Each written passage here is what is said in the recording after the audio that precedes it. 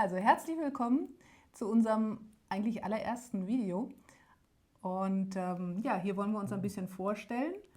Mein Name ist Anna und neben mir sitzt Thierry.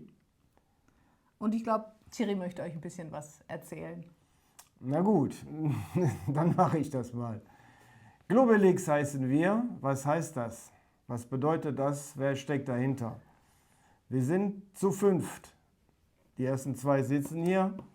Dann sind es noch zwei Pudeldamen und ein Fahrzeug, ein Hilux, was wir bereits in unserem kleinen ersten Film außerhalb dieser Reihe vorgestellt haben. Das haben wir bereits vor einigen Monaten gekauft. Das haben wir jetzt inzwischen ein bisschen aufbereitet und nach unseren Wünschen ausgestattet. Den ersten Ausflug haben wir auch bereits gemacht und das zeigen wir euch jetzt. Wir haben das Ganze in 2 Teile aufgeteilt und wünschen euch nun viel Spaß dabei.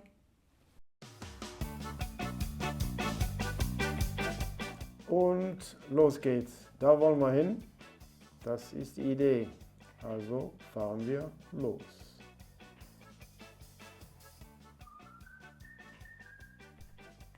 Eine kurze Stippvisite bei Freunden in Bayern.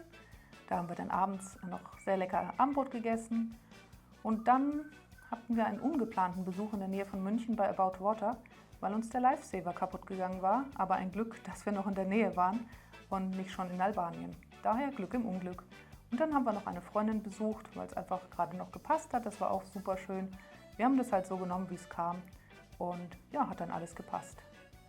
Über Slowenien nach Kroatien an der Küste entlang und dann zwischen Zadar und Split eine schönere Stätte, Otmoriste Krika, wo wir dann übernachtet haben.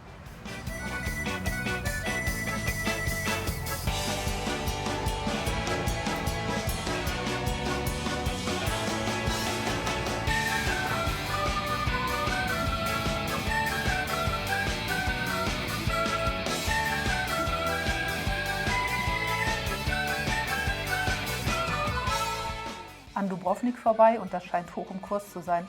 4 Kreuzfahrtschiffe lagen da vor Anker, als wir vorbeigefahren sind. Mit der Fähre durch die Bucht von Kotor und anschließend die Darmschlinge hoch nach Montenegro. Und nach der Grenze sind wir auch schon an unserem Campingplatz, der Lakes Shkodra Resort. Ein heißer Tipp.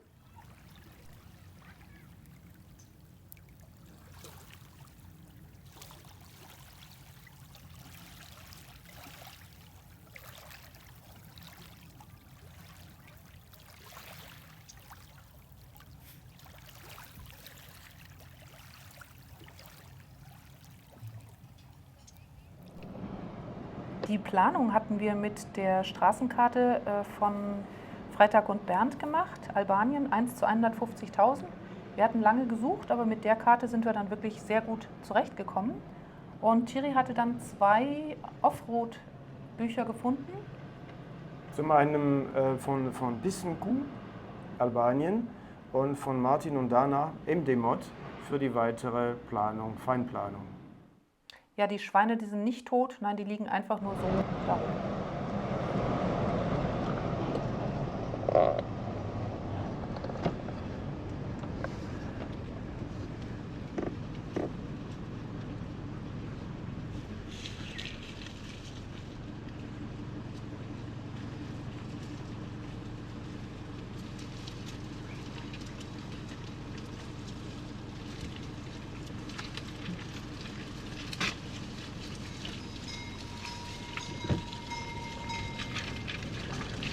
Jetzt sind wir auf der A14 von MD-Mod in Richtung Vermosch. Das haben wir jetzt gerade hinter uns gelassen und wir überqueren ein Flussbett.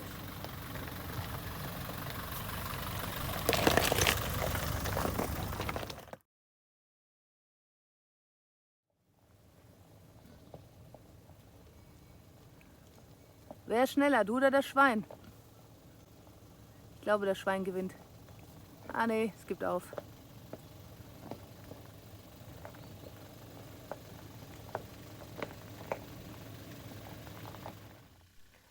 Unweit der Grenze zu Montenegro haben wir dann unseren allerersten Platz gefunden, mitten in der Natur. Freistehen ist in Albanien überhaupt kein Problem. Hier hatten wir den Besitzer gefragt und er hat gesagt, ja, alles kein Thema, wir können uns hinstellen, wo wir wollen. Und das haben wir gemacht und das war wirklich, also das war ein richtiges Erlebnis, war richtig herrlich. Das Wetter hat natürlich auch mitgespielt und es war wirklich toll.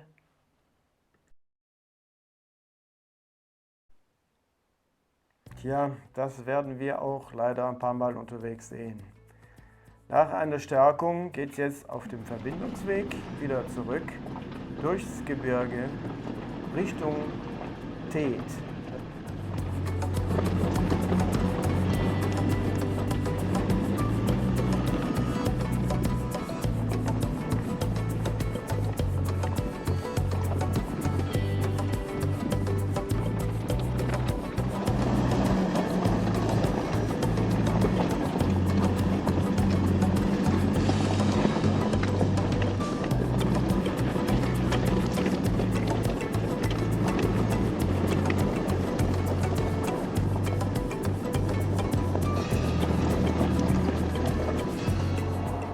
Nach dem Verbindungsweg können wir nun auf die N01 oder A12 Richtung Teet.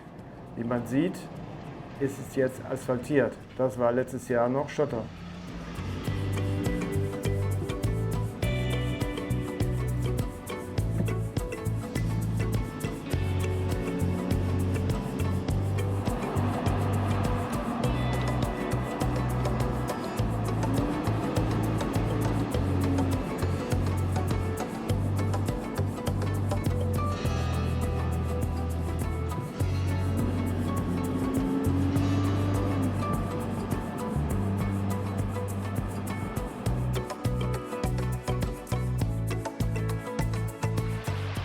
Nach Teet sind wir nun auf der Südroute und das ist jetzt unsere allererste Flussdurchquerung mit Wasser. Vorher war ja gar kein Wasser drin und weil das so aufregend ist, habe ich das gemacht. Ich bin eigentlich sehr wenig gefahren, bis gar nicht Offroad, aber die Flüsschendurchquerung habe ich mir dann doch nicht nehmen lassen.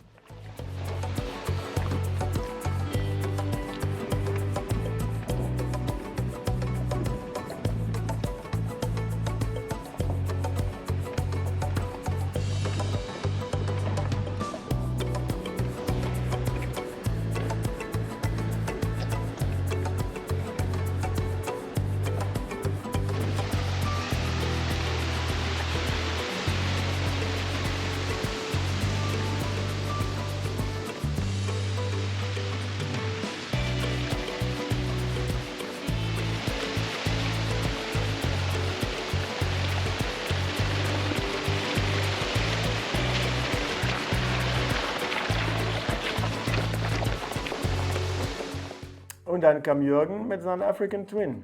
Den haben wir ein paar Mal wieder auf die Beine geholfen. African Twin, sage ich nur.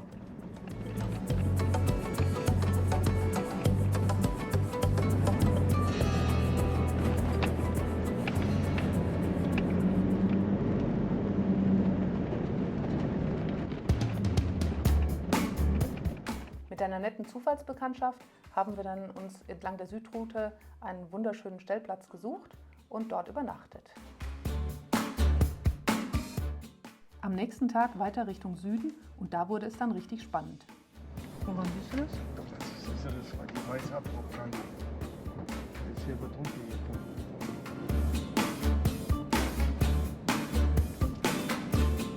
Und hier die echt abgesetzt.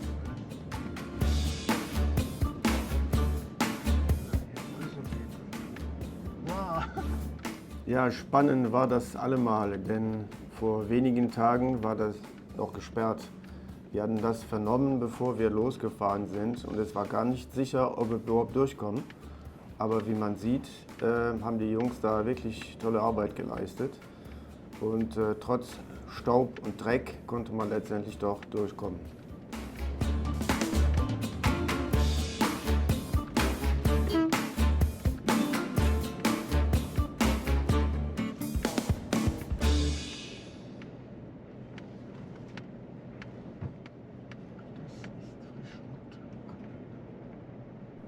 Ja, da wird einiges an Staub durchgewirbelt. Aber das nützt nichts, wir müssen da durch, denn wir wollen noch nach Shkodra heute Abend. Und ich denke mal, ein Campingplatz ist wieder mal angesagt für heute Abend. Mal duschen, reinigen und sich ein bisschen gut gehen lassen. Apropos Abend. Gestern Abend hatten wir einen wirklich sehr schönen Abend mit Philipp und Brigitte, unserer Zufallsbekanntschaft. Und hatten wirklich auch interessante Gespräche, einen tollen Austausch. Und wir finden das beide richtig toll, dass man so interessante Menschen kennenlernt unterwegs. Interessant auch übrigens die Fahrzeugkonfiguration der beiden. Mit einem Ford Ranger und einem Aufbau von Buro waren sie zwar langsamer unterwegs, aber immerhin haben sie auch geschafft.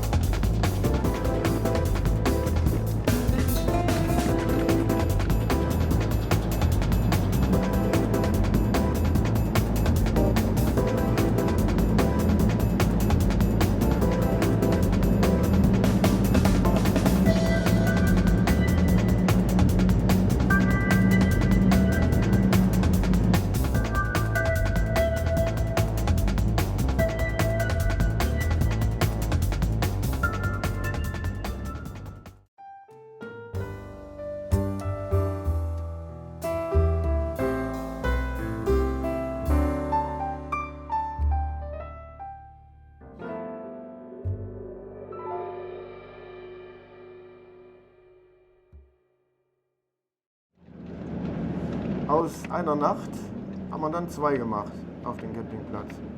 Das hat uns richtig gefallen. Und erst am übernächsten Tag machen wir uns dann auf den Weg Richtung Buka, wo wir dann rechts auf die L03 von der Pistenkuh abbiegen Richtung Süden.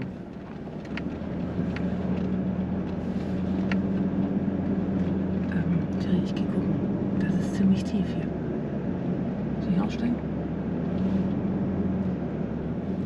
Leute, das ist nicht nur holprig, sondern viel steiler, als man denkt.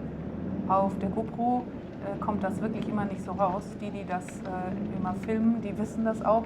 Aber wenn man das noch nicht gemacht hatte, so wie wir waren dann auch sehr überrascht, wie flach das alles aussieht. Aber in Wirklichkeit ist das wirklich immer wesentlich steiler.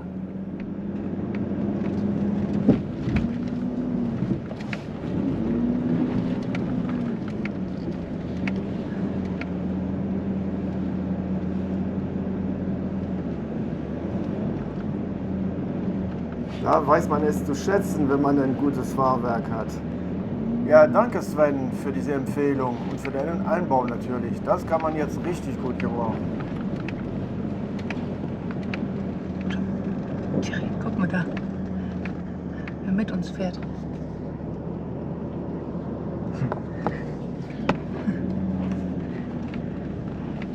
Oh, wo geht der Weg hier weiter?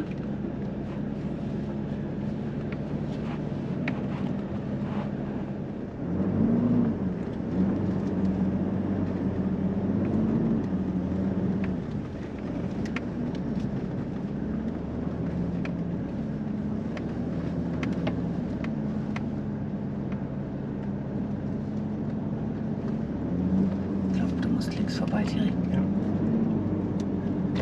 Links ist auch dann. Links du jetzt? Langsam, ich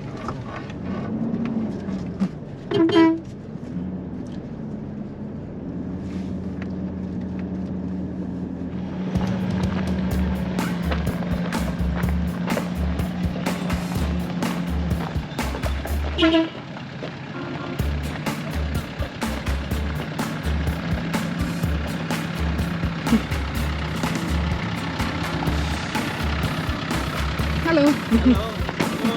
Hallo.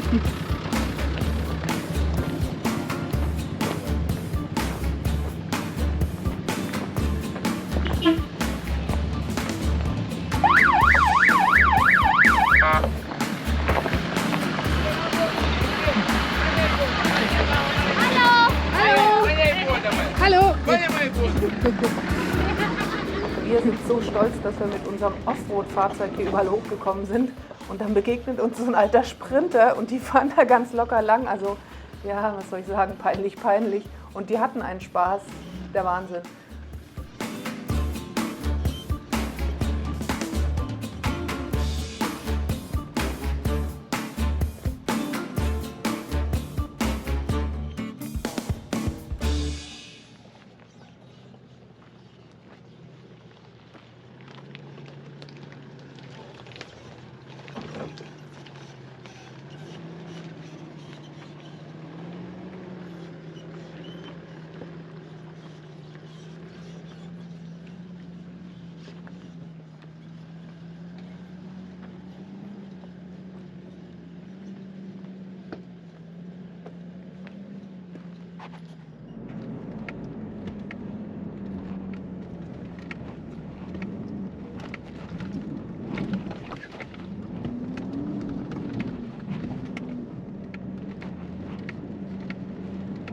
Tut mir leid, die Kamera ist mir aus der Hand gerutscht.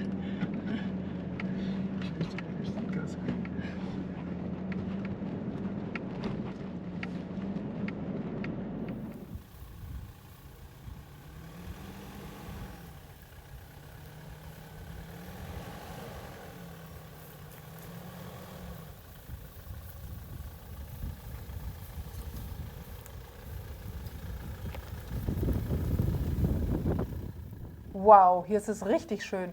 Eine bessere Stelle zum Übernachten, die gibt es ja gar nicht.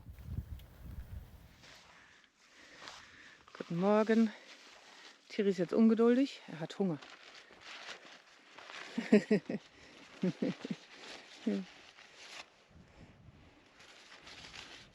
Amira ist noch müde. Das Chaos nimmt seinen Lauf.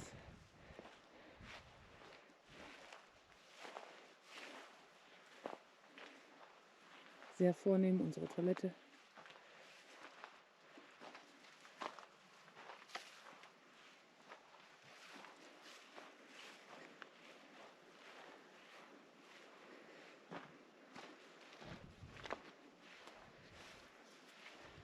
Und die Laila ist eigentlich auch noch müde, aber ich glaube, sie schaut, ob sie nicht das Frühstück verpasst.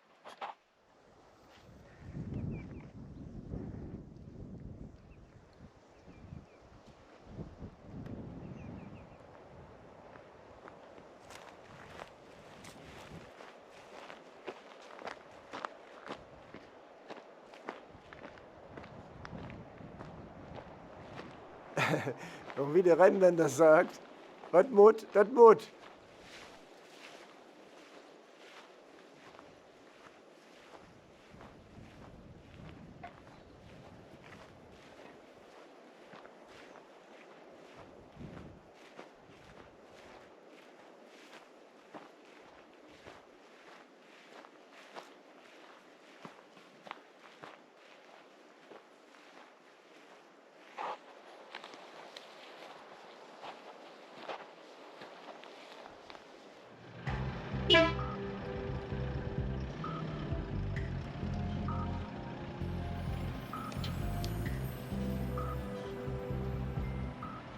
Yep. Und weiter geht's Richtung Süden, Richtung Gyeonggi.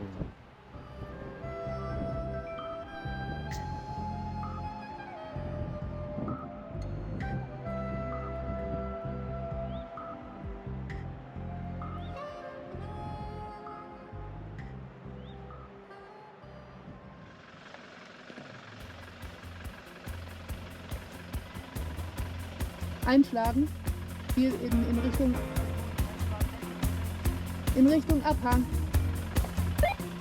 Weiter, weiter, weiter einschlagen, weiter einschlagen.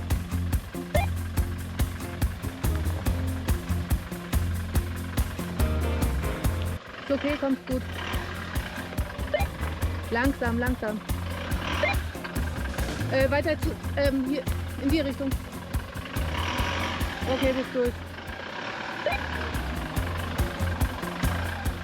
Ja, hier seid ihr mal live dabei gewesen. Wie schwierig das für mich jetzt wirklich war. Einweisen, filmen und das alles das erste Mal.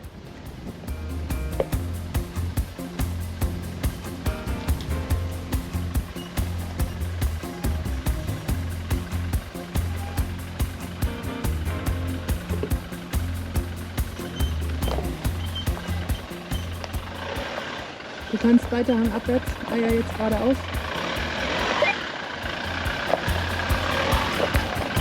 Und einschlagen.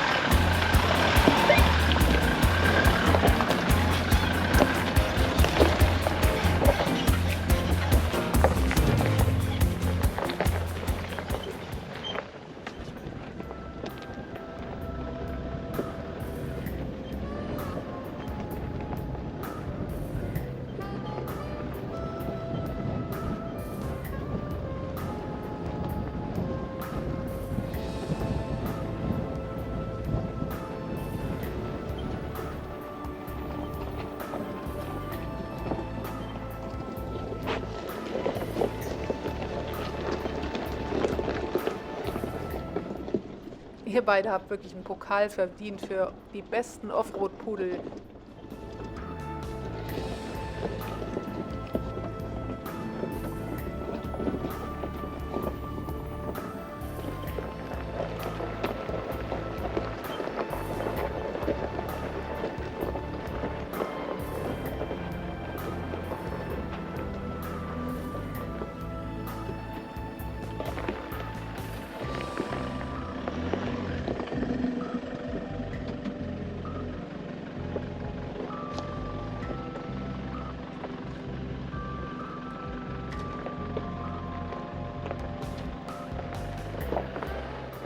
Ja, hier ein Beispiel für platzsparende Verkehrsschilder in Albanien. Klasse Hotel, aber nur für Menschen. Hunde müssen draußen bleiben. Wir haben gegenüber auf der Wiese geschlafen. Das war Teil 1. Wir hoffen, dass es euch gefallen hat. Wenn es euch gefallen hat, vergesst nicht den Daumen und bis zum nächsten Teil.